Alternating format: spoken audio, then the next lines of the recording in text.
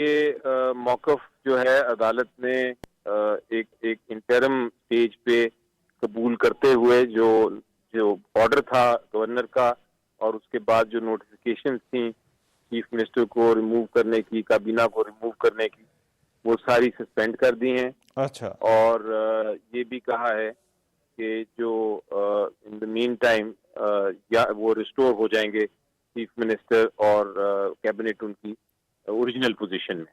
अच्छा। ये order pass किया है और ये इसी हाँ। वजह से किया है कि वो ऑर्डर जो था गवर्नर का वो आइन के बिल्कुल साफ वाज़े तौर पे खिलाफ था। अच्छा, तो सर आपकी तरफ से अंडरटेकिंग क्या अदालत के अंदर जो है वो दी गई है? वो अंडरटेकिंग ये दी गई है जी कि अगली तारीख तक जब तक ये केस चूंकि केस में समाअत हो रही है तो अगली तारीख तक हम जो हैं जो असेंबली है उसको एडवाइस नहीं करेंगे गवर्नर को असेंबली डिसॉल्व करने की। तो आज जो कार्रवाई हुई है, ये जो इंटरिम है, तो क्या इससे गवर्नर का जो मिसकंडक्ट का जो आपका केस था वो भी क्या इससे जो है वो कहीं साबित होता है? बिल्कुल हो सकती है, क्योंकि जब अभी तो खैर इंटरिम स्टेज है, अभी तो आप देखें ना कल रात को उन्होंने ये पास किया था ऑर्डर और 24 घंटे से पहले पहले वो ऑर्डर सस्पेंड हो गया और हम रिस्टोर हो गए। तो अभी इसका चूंकि ये इंटरिम स्टेज है, अभी इसका फाइनल फैसला तो होना है 11 तारीख को। तो जब ये फाइनल फैसला होगा उसके बाद या अच्छा। उसके अंदर ही गवर्नर के खिलाफ कार्रवाई की जाएगी। अच्छा, मगर सर इसमें ये भी जरा वजाहत कीजिएगा, क्यों आप समझते हैं कि गवर्नर नहीं कह सकता जो है वो, या उसके पास इख्तियार नहीं है इस एतमाद के वोट के कहने का लेने का? जी नहीं, ऐसी बात नहीं, थोड़ा सा आपको क्लैरिफाई कर दूं, हाँ। ये मौक़िफ़ बिल्कुल नहीं है कि अच्छा। गवर्नर के पास इख्तियार नहीं है ये वोट ऑफ कॉन्फिडेंस लेने का। बिल्कुल गवर्नर के पास इख्तियार है, लेकिन उसकी कुछ कंडीशंस हैं। उसकी कोई जो इसको कहते हैं कंडीशनल प्रेसिडेंट वो हैं, और उसकी सबसे पहली तो बात ये है कि गवर्नर के पास कुछ सबूत होना चाहिए। उनका ख्याल नहीं होना चाहिए, बल्कि उनके पास सबूत होना चाहिए कि जो चीफ मिनिस्टर हैं वो अपना वोट जो है, जो कॉन्फिडेंस है हाउस का, वो उनके पास नहीं है। अच्छा। ये हवाई फायर नहीं हो सकता, ये एक बाकायदा उनको एविडेंस के साथ ये करना पड़ता है, नंबर एक। नंबर दो, अगर वो उनके पास एविडेंस आ जाता है तो फिर गवर्नर साहब जो हैं वो आइन के तहत वो सेशन कॉल करेंगे और सेशन के बाद वोट की अगर उन्होंने तारीख फिक्स करनी है तो वो एक रीजनेबल टाइम में करेंगे। यानी कि वो ये नहीं हो सकता कि 2 दिन का टाइम दे दें जिस तरह उन्होंने दिया था। उनको उनके ऊपर पाबंदी है कि वो कम अज कम जो एक रीजनेबल टाइम है, जिस तरह साबिर शाह केस में या जिस तरह मंजूर भट्टू केस में दिया गया था, वो रीजनेबल टाइम दें।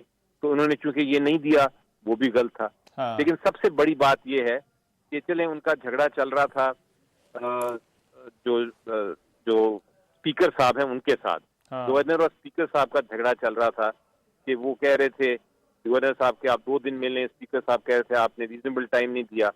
लेकिन उसका कॉन्सिक्वेंस जो था, उसका नतीजा ये था कि जो गवर्नर साहब हैं उन्होंने टारगेट किया स्पीकर को नहीं। अच्छा। उन्होंने टारगेट कर दिया चीफ मिनिस्टर को, जिनका कोई ताल्लुक ही नहीं था इस झगड़े से। ना वो सेशन कॉल कर सकते थे, ना वो सेशन में उनको वोट को कहा गया।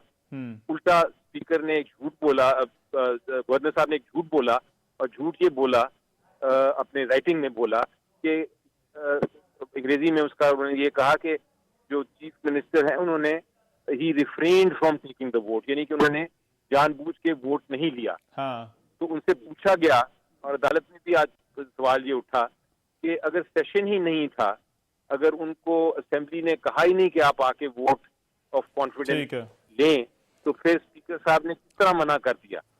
यहाँ तो होता उनको बुलाया गया होता, असेंबली ने बुलाया होता और वो ना आते, तो फिर तो उनके खिलाफ आप कार्रवाई कर सकते थे।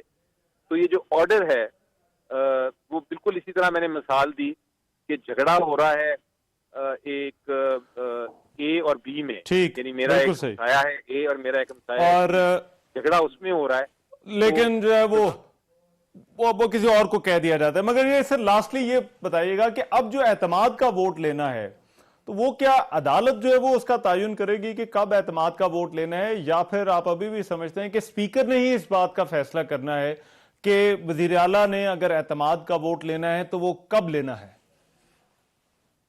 बड़ी इंटरेस्टिंग एक इसकी चीज भी की है अदालत ने। हाँ। और अदालत ने ये कहा है कि आप अगर 11 तारीख से पहले किसी वक्त भी इत्मीनान का वोट लेना चाहें तो आपके कोई कतगन नहीं है। अच्छा। तो इसका मतलब ये है कि एक ऑप्शन हमारे पास अवेलेबल है कि हम 11 तारीख से पहले अगर चाहें तो हम वोट ऑफ कॉन्फिडेंस ले सकते हैं। ठीक है, राइट। बहुत शुक्रिया बैरिस्टर फॉर हमारे साथ मौजूद है। और उनका कहना था ये पहले भी हो सकता है 11 तारीख से पहले।